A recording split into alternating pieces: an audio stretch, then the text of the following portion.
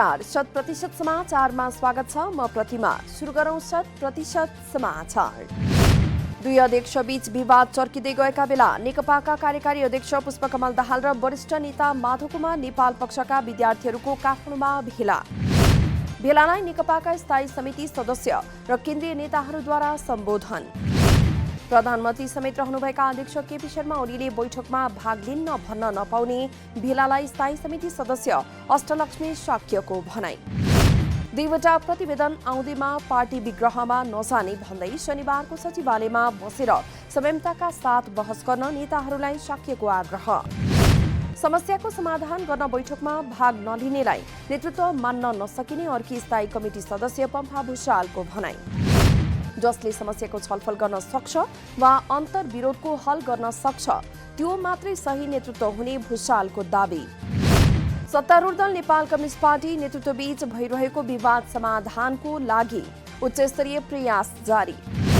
अध्यक्षद्वय संवादविहीन अवस्थामा पुगेपछि राष्ट्रपति विद्यादेवी भण्डारीको समेत दुवै पक्षलाई मिलाउने प्रयास। विवाद समाधानका लागि राष्ट्रपतिद्वारा दुवै पक्षसँग छुट्टा छुट्टै भेटवार्ता। नेतृत्वबीचको विवाद समाधानको लागि महासचिव विष्णु पौडेल र संसदीय दलका उपनेता सुभाष नेमवाङ लगायतका नेताहरू समेत सक्रिय। प्रधानमन्त्री केपी शर्मा ओलीद्वारा राष्ट्रसङ्घको विशेष महासभालाई सम्बोधन। सम्पूर्ण मानव समुदाय नै सङ्कटमा रहेको समयमा जीवन रक्षाका खोपहरू अधिकतम नाफाको माध्यम हुन नसक्ने प्रधानमन्त्री ओलीको भनाई।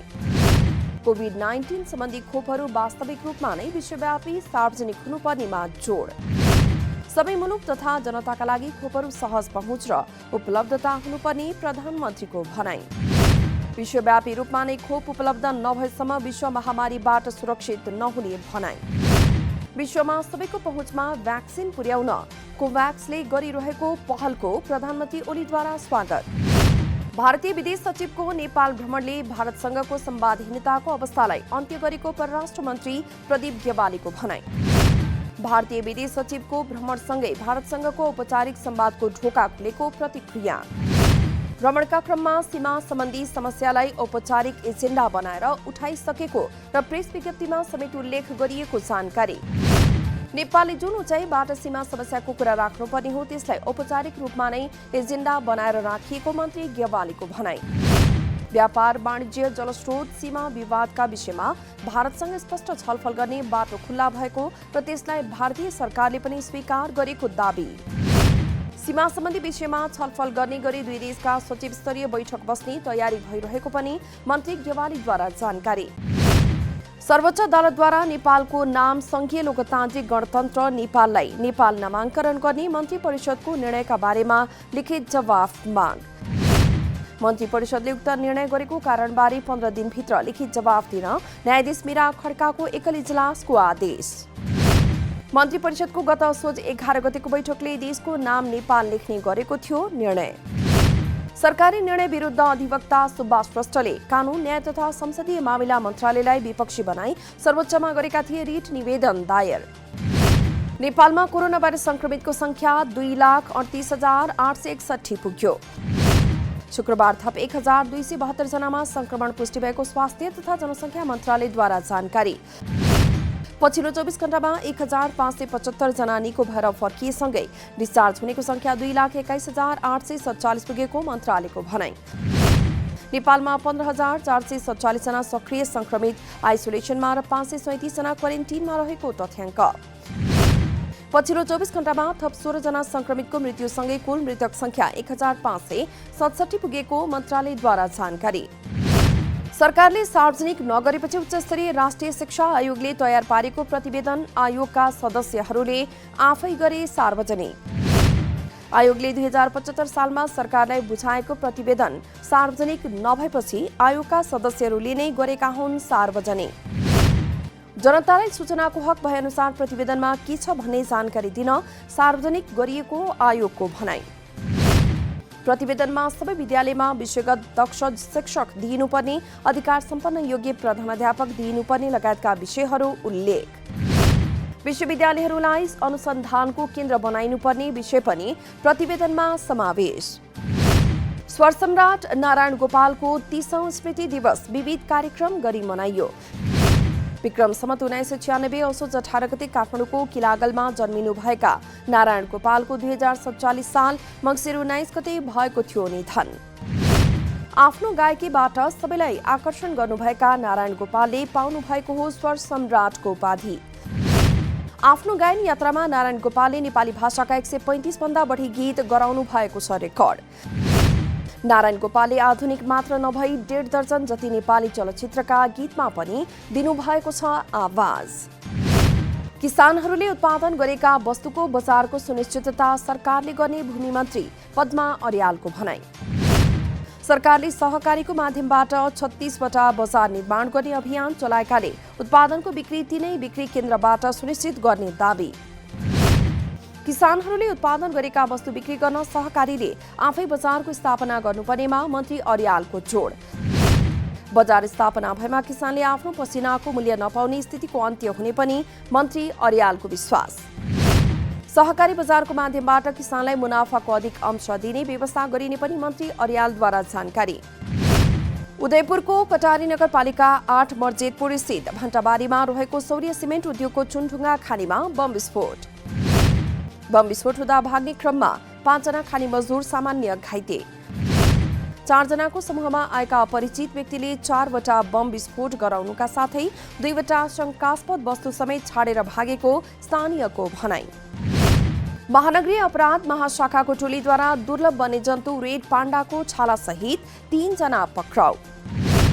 अवैध रूपमा रेड पाण्डाको छाला ओसार पसार भइरहेको भन्ने सूचनाका आधारमा काठमाडौँ गोकर्णेश्वर नारायण टार स्थित जुम क्याफे एन्ड ब्याङ्केटबाट पक्राउ गरेको जानकारी। पक्राउ परेकाहरूबारे थप अनुसन्धान भइरहेको महाशाखाको भनाई। प्राविधिक अध्ययनका लागि रोल्पा बाहिर विभिन्न शहर पुग्नुपर्ने बाध्यताबाट पूर्वी रोल्पावासी मुक्त। सुनछहरी गाउँपालिका 7 जिलबाङमा पशु प्राविधिक पढाइ हुने भएपछि पूर्वी क्षेत्रका विद्यार्थीका लागि सहज। गाउँपालिकाका 7वटै वडाबाट 1-1 जना विद्यार्थीलाई छात्रवृत्तिमा पढाउन थालिएको जानकारी। जिलबाङका साथै थवाङ सुनिल स्मृति र छिमेकी जिल्ला प्युठानबाट समेत विद्यार्थी अध्ययनका लागि भर्ना हुँदै। गाउँ र शहर सबै क्षेत्रका बासिन्दाले शिक्षामा समान अधिकार पाउने कुरालाई व्यवहारिकता दिन थालिएको प्रति स्थानीय हर्षित।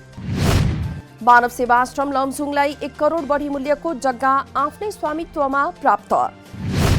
आश्रमलाई सदरमुकाम बेसी शहरमा 1,68,06,00,000 रुपियाँ बराबरको जग्गा निशुल्क प्राप्त भएको जानकारी। यसअघि बाल सपना समाज नामक संस्थाको नाममा बेसी शहर नगरपालिका 8मा रहेको 5 रोपनी जग्गा आश्रमको नाममा राजीनामा पास। कानुनी प्रक्रिया पूरा गरी संस्थाका अध्यक्ष बालकृष्ण बरालले आश्रम संयोजक अनिता अधिकारीलाई उक्त जग्गाको लाम पूर्जा हस्तान्तरण। कञ्चनपुरको महाकाली शारदा पीठमा नेपाल आमाको प्रतीक स्वरूप मूर्ति निर्माण हुँदै। नेपाल राष्ट्रका प्रथम ऐतिहासिक जगतगुरु बालसन्त मोहन शरण दिवाचार्य महाराष्ट्रको पहलमा मूर्ति बन्दै। कञ्चनपुरको भम्किनी धाममा तत्कालीन अवस्थाका 75 जिल्लालाई प्रतिनिधित्व हुने गरी 75 फिट अग्लो मूर्ति निर्माण अन्तिम चरणमा। नेपाल आमाको मूर्तिले अद्वितीय प्रसिद्धि पाउने र यस क्षेत्रको धार्मिक पर्यटकीय क्षेत्रको विकासमा अहम भूमिका खेल्ने विश्वास। व्यावसायिक मुद्दालाई एकीकृत रूपमा अगाडि बढाउन नेपाल उद्योग परिसंघको नेपाल उद्योग वाणिज्य महासंघका नवनिर्वाचित पदाधिकारीहरूलाई आग्रह। निजी क्षेत्रका 2 संस्था बीचको सहकार्यलाई थप सुदृढ र मजबुत बनाउन आवश्यक रहेको परिसंघका अध्यक्ष सतीश कुमार बोरको भनाई। निजी क्षेत्रले भोग्दै आएका समस्या तथा समग्र आर्थिक नीतिमा देखिने अस्पष्टता हटाउन एकताबद्ध रूपमा अघि बढ्नुपर्नेमा मोरको जोड। निजी क्षेत्र मध्यमार्गी बाटो अपनाएर एकताबद्ध रूपमा अगाडि बढ्नुपर्ने महासंघका अध्यक्ष शेखर गोल्छाको भनाई। पछिल्लो समय व्यवसायीको मनोबल बढ्दै गएको नेपाल राष्ट्र बैंकको ठहर। कर्जाको ब्याज दर घट्दै गएकाले लगानीको वातावरण बनेको र यसले व्यवसायको मनोबल बढ्न थालेको राष्ट्र बैंकका गभर्नर महाप्रसाद अधिकारीको भनाई। बैंकिङ प्रणालीमा अधिक तरलता रहेकाले हालका लागि लगानीको समस्या नरहेको स्पष्ट। बैंकिङ प्रणालीमा अधिक तरलता भएपछि यसलाई व्यवस्थापन गर्न केन्द्रीय बैंकले 2 पटक गरी 60 अर्ब रुपैयाँ प्रशोधन गरेको जानकारी। व्यक्तिगत अधिविकर्ष कर्जा, शेयर धितो कर्जा र रियल स्टेट कर्जा सम्बन्धी व्यवस्थापन पुनरावलोकन गर्ने राष्ट्र बैंकको भनाई। शेयर खरिद बिक्री बापत तिर्नुपर्ने ब्रोकर कमिसन घटाउन माग गर्दै पुँजी बजारका लगानीकर्ता सम्बन्ध संघहरूद्वारा नेपाल धितोपत्र बोर्ड घेराउ। ब्रोकर कमिसन घटाउनका लागि दबाव सृजना गर्ने उद्देश्यले घेराउ गरिएको नेपाल इन्भेस्टर्स फोरमको भनाई। ब्रोकर कमिसन 0.25% मात्रै कायम गर्नुपर्ने लगानीकर्ता सम्बन्ध संघहरूको माग। पहिलो चरणमा बोर्डको ध्यानाकर्षण गराउने र त्यसपछि पनि सुनुवाई नभए आन्दोलनका थप कार्यक्रमहरू अघि बढाउने लगानीकर्ताको चेतावनी। नेपालमा पनि 5G प्रविधि भित्र्याउने तयारी थालिएको नेपाल दूरसञ्चार प्राधिकरणको भनाई। हाल प्रयोगमा रहेका फ्रिक्वेन्सीमा प्रविधि तटस्थता टेक्नोलोजी न्युट्रल मार्फत परीक्षण गर्ने प्राधिकरणको योजना। सरकारले कर तिर्न छुट दिएको समयमा यातायात व्यवस्था कार्यालय सुनसरीद्वारा विभिन्न बहानामा कार्यालय बन्द। कोशी अञ्चल यातायात व्यवस्था कार्यालय इटहरीद्वारा काउन्टर नै बन्द गरेपछि व्यवसायीहरू मारमा। कहिले इन्टरनेट सुविधा नहुने, कहिले सरकारी बिदा त कहिले विविध कारण देखाउने गरेको सेवाग्राहीको गुनासो। कैलालीको चिसापानीस्थित कर्णाली तटमा सञ्चालनमा ल्याइएको जिप लाइन सबै उमेर समूहका पर्यटकको आकर्षणको केन्द्र बन्दै। 2076 साल माघमा सञ्चालनमा ल्याइएको जिप लाइनमा पछिल्लो समय आन्तरिक तथा बाह्य पर्यटक खेल्न र हेर्न पुग्ने क्रम बढ्दो। चिसापानी क्षेत्रमा घुम्न आउने पर्यटकलाई लक्षित गर्दै साहसिक खेलको मनोरञ्जन दिने उद्देश्यले जिप लाइन सेवा सञ्चालनमा ल्याइएको सञ्चालकको भनाई। चटगाउँबाट शरणार्थीहरूलाई बङ्गलादेशी नौसैनिकको पानी जहाजबाट भसन 4 टापुमा सार्न लागिएको अधिकारीहरूको भनाई। आफूहरूलाई असुरक्षित स्थलतर्फ सार्न लागेको भन्दै त्यहाँबाट भाग्न बाध्य भएको रोहिङ्ग्या शरणार्थीहरूको भनाई। लागौषधको रूपमा लिइने भाङ तथा गाँजालाई संयुक्त राष्ट्रसङ्घले हटायो अति खतरनाक लागू पदार्थको सूचीबाट। गाँजालाई औषधिजनक गुण भएको भन्दै यसलाई एक वनस्पतिको रूपमा चित्रित। भाङलाई खतरनाक लागू औषधको सूचीबाट हटाउनुपर्ने विश्व स्वास्थ्य संगठनको सिफारिसलाई मादक पदार्थ सम्बन्धी आयोगले गरेको हो अनुमोदन। 1961 मा भएको राष्ट्रसङ्घीय महासभाबाट गाँजा तथा भाङलाई चौथो श्रेणीको लागू औषधको रूपमा गरिएको थियो सूचीकृत। राष्ट्रसङ्घीय आयोगको निर्णयलाई धेरैजसो औषधि निर्माण कम्पनी तथा संस्थाहरूद्वारा स्वागत। वेस्ट इन्डिज क्रिकेटलाई CMJ spirit of cricket award. Marylebone cricket club MCCले बिहिबार वेस्ट इन्डिजको पुरुष र महिला टिमलाई स्पिरिट अफ क्रिकेट अवार्ड दिने गरेको हो निर्णय। कोरोना भाइरसको महामारीको दौरान वेस्ट इन्डिज टिमको पुरुष र महिला टिमले गरेको थियो इङ्ल्यान्डको भ्रमण। भारत र अस्ट्रेलिया बीचको 3 T20 खेलको श्रृङ्खला आजबाट सुरु। यसैगरी भारत र अस्ट्रेलिया बीच भएको 3 खेलको एकदिवसीय श्रृङ्खला जितेको थियो अस्ट्रेलियाले। एक दिवसीय श्रृङ्खला गुमाएको भारत T20 श्रृङ्खला जित्ने दाउमा। ICC T20 विश्व वरियतामा पुनः शीर्ष स्थानमा उक्लिन अस्ट्रेलियालाई पनि जित्नै पर्ने बाध्यता। 100% समाचार अहिलेलाई यति नै। नमस्कार।